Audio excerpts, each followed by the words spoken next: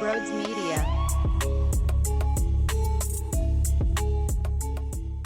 Howie Roseman does it again.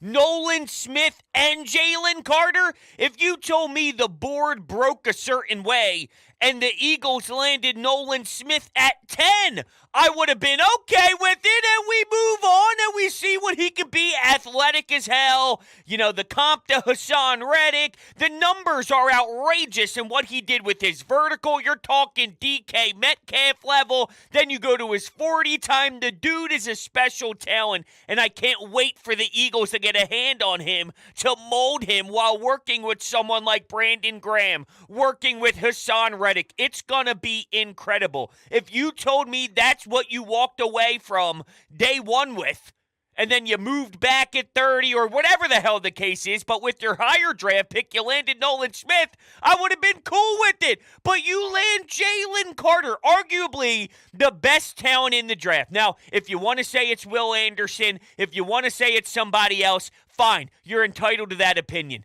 But you know he's in that grouping. Say what you want about the off-the-field stuff. I'm with Howie, where, one, they did their homework, so they all have way more knowledge on it than we do. But when you have the culture sets that the Eagles have at the NovaCare complex with Lane Johnson and Jason Kelsey and Fletcher Cox and Brandon Graham and everybody else who's been around the block for a long period of time, even guys like Jeffrey Lurie and Howie Roseman himself, they've been around professional football for a long period of time. Dom, we know how they feel about Big Dom. The guy does it all. So they feel like we have what's in place to make sure that we put him in the best position possible to succeed with the off-the-field issues. Pure talent-wise on the football field, though, come on, man. And I'm stunned that they were able to make a trade with Chicago because I thought they would have to leapfrog over Chicago, maybe with Atlanta, who ended up being stupid as hell and taking a running back with the 8th overall pick. And yes, you're going to see Bijan Robinson make plays in the National Football League. I'm not unaware of that.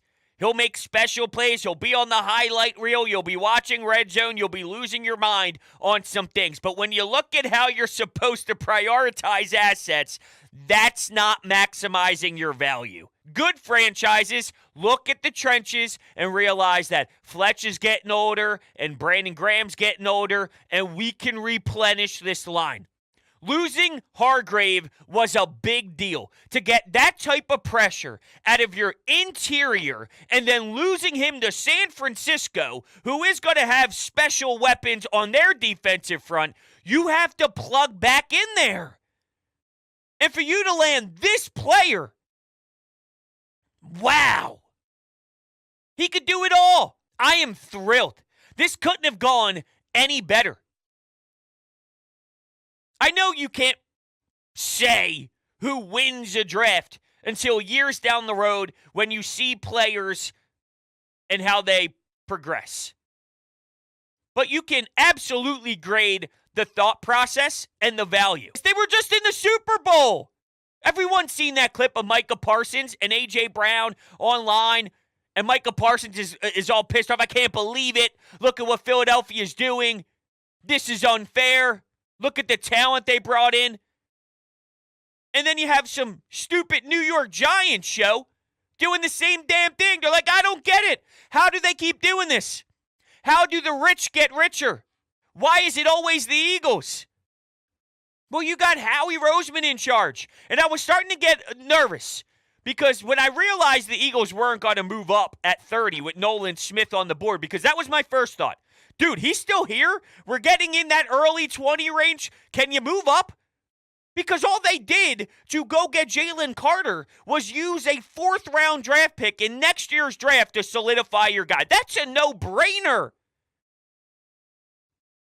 It's clear now that the Bears, who I thought would be a lock for Jalen Carter at 9, clearly wanted to go in a different direction, and they used that leverage because the Eagles thought that Jalen Carter would go to Chicago as well, to say, all right, fine. We'll take that pick next year. and we'll go with someone else who can help us out. There's been all sorts of reports that teams strictly took him off the board. I don't care about how good he is. I don't care about what he can do in the product on the football field. I want nothing to do with his off-the-field issues. Okay, but that's the luxury you have when you look into the Eagles' locker room and it proves itself.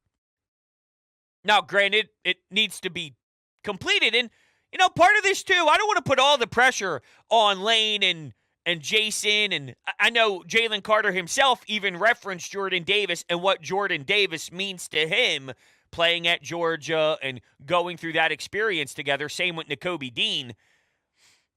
Part of this is on, a lot of it too, not just part, a lot of this is on Jalen Carter. Jordan Davis is still trying to establish himself in the National Football League. Nakobe Dean sat on the bench last year watching and probably thought to himself, I can be out there. I'm ready to make plays. I get it. I'm going to be a team guy. I'm going to soak all this in. But I know my worth, and I know my talent, and I could be a starting linebacker for the Eagles. But this is my path. I'm going to embrace this side of the journey. But I'm hungry, and I'm ready for next year.